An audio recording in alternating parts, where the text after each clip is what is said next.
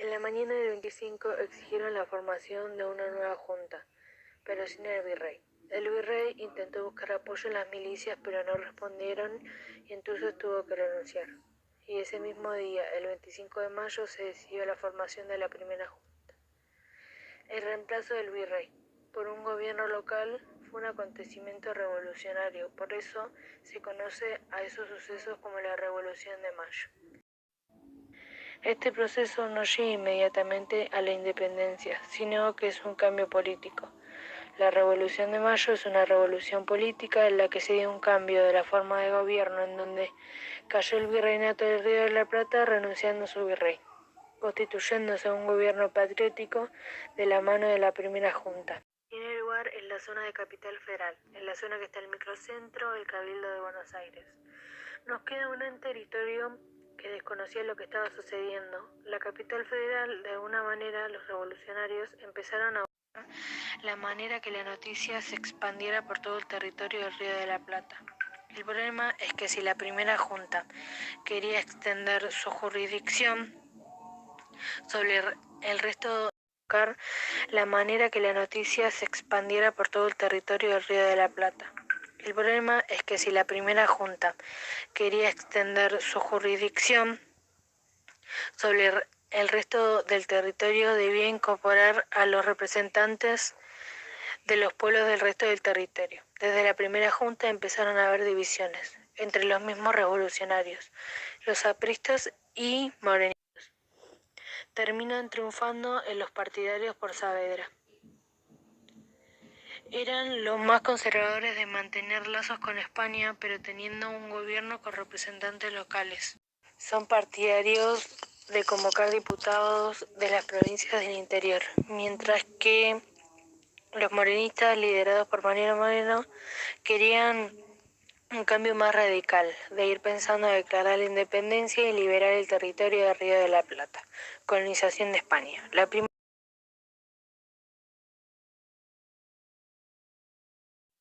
La primera junta se transformó en Junta Grande y fue el primer órgano legislativo de la época revolucionaria. Duró poquito tiempo porque Saavedra se tuvo que ir. Y en su ausencia del Cabildo de Buenos Aires anunció la disolución de la Junta y empezó a crear el primer triunvirato. En ese nuevo gobierno le dará poder a los diputados del interior y le otorgará la mayor autoridad a la provincia de Buenos Aires. Los morenistas van a empezar a moverse en la escena política. Uno de los sucesores que le continúa va a ser Bernardo Monteagudo, que va a asumir la presidencia de Sociedad Patriótica, que nuclea a todos los morenistas. La sociedad morenista se denomina el gobierno del primer triunvirato. Otro que se oponía era la Logia Lautaro. Fueron sociedad secreta cuyo objetivo principal era lograr la independencia de toda América del Sur. Los integrantes de la logia pidieron al Cabildo un segundo triunvirato. La medida más importante fue la comunicatoria de una asamblea general. Tenía como objetivo la elaboración de una constitución, de un cuerpo de leyes. Se planteó declarar la independencia del Río de la Plata. Esos objetivos no se lograron por desacuerdo entre las provincias del interior y Buenos Aires. Fue el momento de adaptar símbolos para identificar a este nuevo territorio, el escudo nacional y el himno nacional.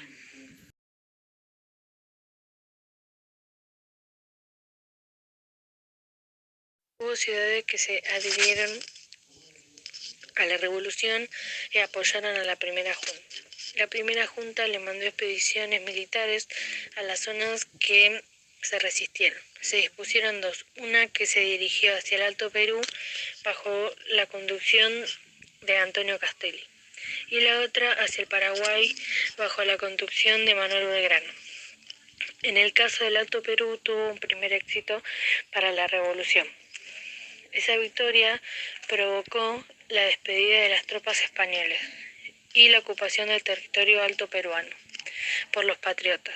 La expedición de Paraguay intentó recuperar el territorio, pero sin embargo sufrió dos derrotas consecutivas. Una vez que Saavedra triunfó en la primera junta, permitió la incorporación de los diputados de Interior a la junta. 6 años del inicio de la revolución y quedará por resolver la cuestión de la independencia. Redactar la constitución al gobierno de la revolución. Necesitaba asegurar su dominio en todo el territorio del antiguo virreinato Perú. Para eso debía vender a los españoles. Se realizaron 3 expediciones. La primera ya pasó. En la segunda estuvo a cargo Manuel Belgrano. Le da la mano a José de San Martín, pero poco tiempo.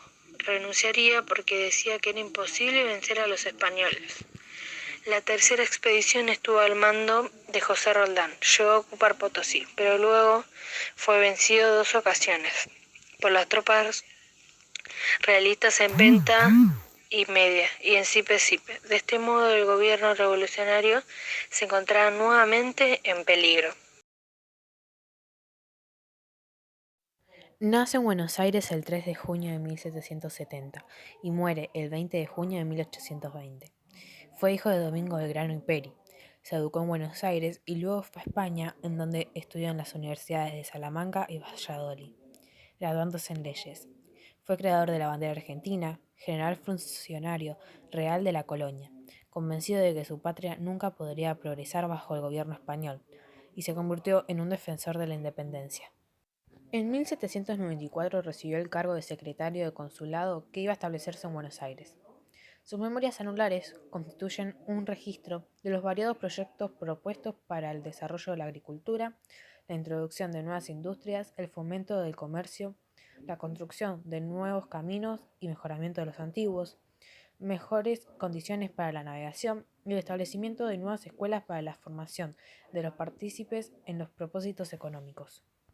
La oposición obstruyó muchos de sus planes, pero de todas maneras recibió un fuerte apoyo de otros, especialmente los comerciantes, los intelectuales educados en las nuevas ideas liberales de la Ilustración, los científicos y los agrónomos. Durante las invasiones inglesas de 1806 y 1807 combatió como oficial de milicias contra Beresford. Luego huyó a Montevideo para evitar jurar obediencia a la corona británica. Renunció al consulado a comienzos de 1810 para descansar. Fue convocado por los jóvenes patriotas para ayudar en la preparación de la Revolución de Mayo, en la cual jugó un papel predominante, llegando a ser miembro del primer gobierno patrio. Cuando se consideró necesario reunir a todas las regiones del virreinato bajo el gobierno patrio, Belgrano fue enviado con tropas al Paraguay en septiembre de 1810. Se encontró con una feroz oposición de los paraguayos. Tras la derrota de Tacuary el 9 de marzo de 1811, Belgrano firmó el armisticio con el coronel Cabañas. Acto seguido se retiró convencido de que los paraguayos deseaban la independencia pero no el dominio de Buenos Aires, acto por el cual fue fuertemente criticado por los grupos porteños, pero fue pronto reivindicado. Designado a comienzos de 1812 para hacerse cargo de las nuevas baterías de Rosario, el 27 de febrero de 1812, Belgrano hizo una insignia azul y blanca como bandera oficial de los patriotas. En 1816, el Congreso de Tucumán la declaró oficial, habiendo recibido un ejército totalmente desorganizado. Belgrano lo repuso a tiempo para lograr una brillante e inesperada victoria en Tucumán el 24 de septiembre de 1812 y otra en Salta el 20 de febrero de 1813. Desdichadamente, estas victorias fueron seguidas por 2 derrotas en el Alto Perú, la de Vilcapugio el 1 de octubre de 1813 y su retirada en la de Ayohuma. San Martín lo reemplazó como comandante del Ejército del Norte, enviando en misión diplomática a Europa junto con Rivadavia. La restauración de Fernando en el trono español y la derrota de Napoleón provocaron el regreso de Belgrano a Buenos Aires en febrero de 1816. Se trasladó a Tucumán, donde fue firmada la independencia el 9 de julio de 1816. El 25 de julio del mismo año adoptó su bandera nacional. Sufría de hidropesía, de problemas cardíacos y de riñones. En febrero se puso en marcha hacia Buenos Aires, acompañado de su médico y de un par de ayudantes. Llegó a Buenos Aires en marzo de 1820 y se estableció en la casa paterna donde había nacido. Murió a las 7 de la mañana del 20 de junio de 1820. Fue enterrado en el convento de Santo Domingo, con los hábitos de esa orden, según dispuso, y se usó el mármol de la cómoda de su madre para la lápida. En 1902 exhumaron sus huesos para colocarlos en un monumento donde actualmente descansan. La creación de la bandera argentina se remonta al 27 de febrero de 1812, fecha en que Manuel Belgrano, su creador, enarbola la enseñanza patria a orillas del Paraná. Sin embargo, recién el 25 de julio de 1816, el Congreso Constituyente de Tucumán la oficializó como bandera menor, con 3 franjas horizontales, 2 celestes en los extremos y una blanca en el medio. El 25 de febrero de 1818 se aprobaría la bandera nacional mayor, o la de Guerra de Sol.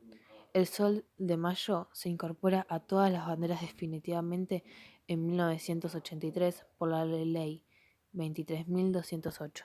La bandera es uno de los símbolos patrios junto a la escarapela, el escudo y el himno nacional. ¿Por qué se crea la bandera?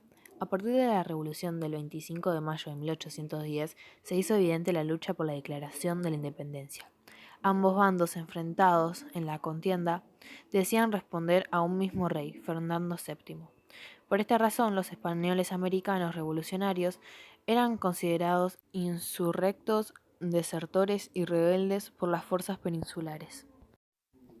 El primer motivo de la creación de la bandera era distinguir la presencia de los combatientes a uno u otro bando. ¿Qué significa la bandera? La bandera simboliza los ideales de libertad e independencia y nos diferencia de las demás naciones de la tierra.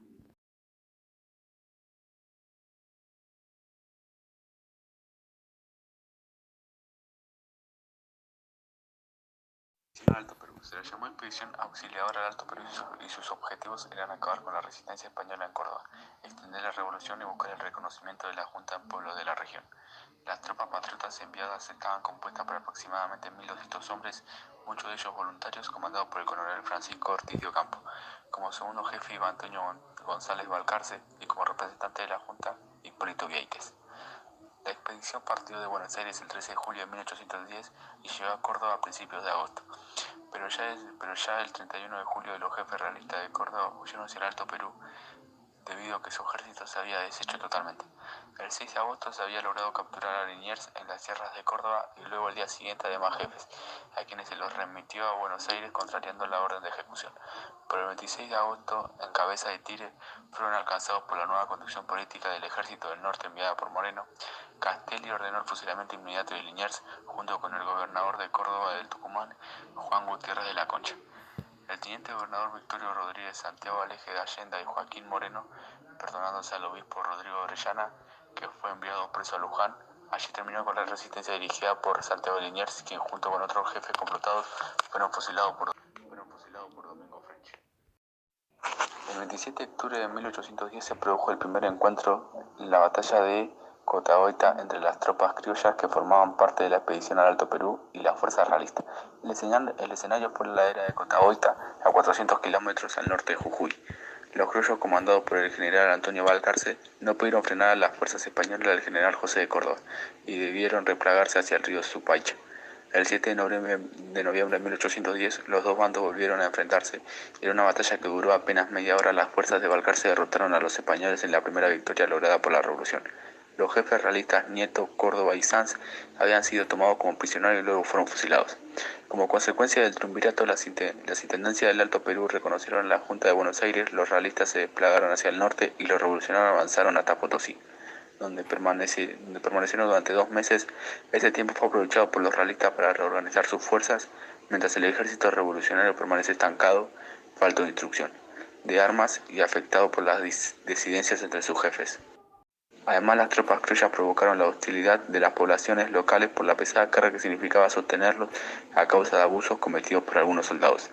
En el año 1811 tuvo lugar la batalla de Huaqui, en la región entre el lago Titicaca y el río Desaguadero. Este combate resultó una derrota para las fuerzas patriotas y por sus graves consecuencias se lo conoce como desastre de Huaqui. Juan José Castelli, delegado de la Junta del Alto Perú, se había hecho cargo del mando del ejército auxiliar y sugirió una tregua con el general realista José Manuel Goyeneche, pero que luego fue violada por los dos jefes. Los patriotas se disponían de 6.000 hombres que formaban los distintos batallones dirigidos por Castelli. El general Antonio González Balcarce, el coronel Juan José Viamonte y el coronel Eustaquio Díaz Vélez. La mayor parte de los soldados que formaban el ejército patriota eran indígenas reclutados en el Alto Perú. Con la promesa de hacerlos libres de la servidumbre, los que lo tenían los españoles carecían de entrenamiento, armas y equipo, estaban mal dormidos y peor aún mal alimentados, por lo que ofrecieron escasa resistencia. En cambio, el ejército español estaba formado por alrededor de 8.000 profesionales bien entrenados. El enfrentamiento comenzó a la madrugada, se prolongó durante más de 5 horas y en su transcurso muchas divisiones criollas huyeron en medio del desorden y el pánico. La derrota fue el primer paso a la pérdida del territorio del Alto Perú y dejó expuesta a la frontera del norte. Después del desastre y la posterior fuga, muchos soldados del ejército patriota saltaron las aldeas en busca de alimento y refugio, provocando la cólera y el rechazo de los pobladores. Otros agraviaron los sentimientos religiosos de los altoperuanos. La derrota de Huaqui significó la dispersión del ejército libertador y el principio de la pérdida del Alto Perú. Castelli, por su parte, en su regreso fue enjuiciado a su regreso a Buenos Aires. Segunda expedición. Sus objetivos eran reorganizar las fuerzas derrotadas en Huaqui y detener el avance del enemigo. Manuel Belgrano fue nombrado nuevo jefe del ejército del norte, pero el primer triunvirato que lo había designado le ordenó desarrollar una estrategia básicamente defensiva que incluía la retirada a Córdoba. Los realistas amenazaban Tucumán. Belgrano llegó a Jujuy en mayo de 1812, donde se encontró con los restos de un ejército indisciplinado y desanimado. La mayoría de los hombres estaban semidesnudos, sin armas y atemorizados. Comenzó entonces una ardua tarea de reorganización sin recibir al principio ningún apoyo del gobierno de Buenos Aires, ya que estaba más preocupado por la situación en la banda oriental ante la necesidad de un avance enemigo. El triunvirato ordenó que se desplegara hacia Tucumán y el 23 de agosto de 1812, con el apoyo del pueblo, Belgrano puso en práctica el llamado éxodo jujeño, un plan que dejaba al enemigo solamente tierra arrasada. El éxodo había comenzado y los jujeños, a pie, en carretas o a lomo de burro, avanzaron hacia Tucumán, donde llegaron después de recorrer 250 kilómetros en 5 días. Cuando los españoles entraron en Jujuy y no había cosecha ni algún comestible útil porque todo había sido quemado.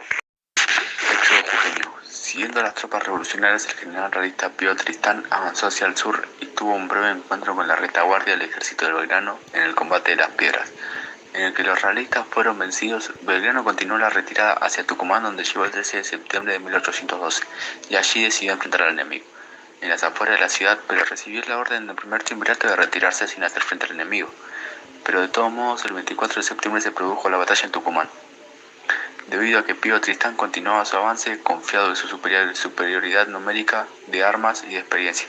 El ejército de Belgrano estaba compuesto por la inferior cantidad de 1.800 hombres, en cambio el de Tristán tenía 3.000 soldados, y estos muy bien entrenados. Entonces el gobierno de Buenos Aires reiteró la orden de la retirada, pero Belgrano decidió desobedecerle y dar batalla. Encontró gran apoyo en el pueblo tucumano, que preparó la defensa de la ciudad y esperó a los realistas, que fueron tomados por sorpresa y derrotados con graves pérdidas de vidas y material bélico. El ejército realista se retiró a Salta, mientras Belgrano reorganizaba sus fuerzas en Tucumán. Batalla de Tucumán.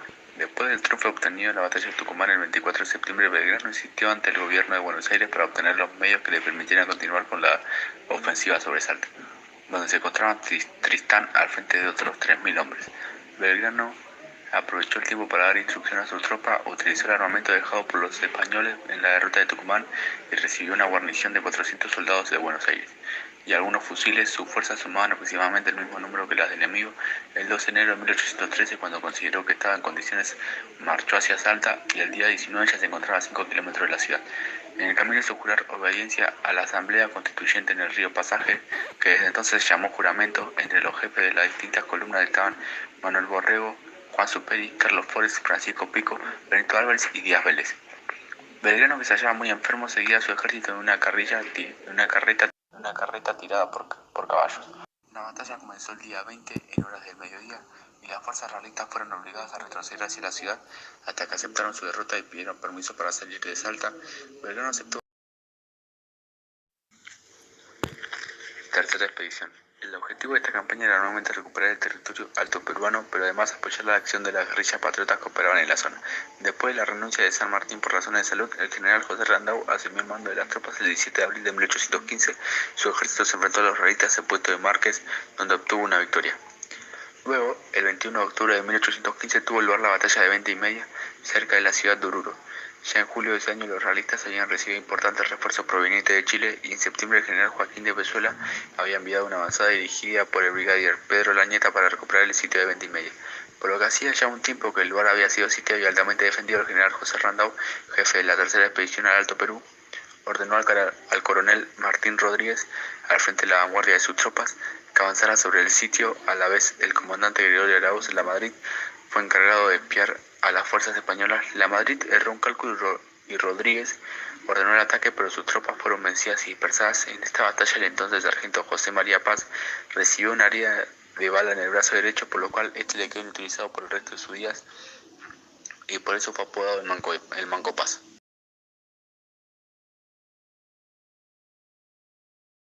Monumento a la Bandera en Rosario. El Monumento Histórico Nacional a la Bandera es una construcción símbolo de la ciudad de Rosario, en la República Argentina. Está asentado en el Parque Nacional de la Bandera, en el lugar donde el general Manuel Belgrano enarboló por primera vez la bandera argentina a orillas del río Paraná.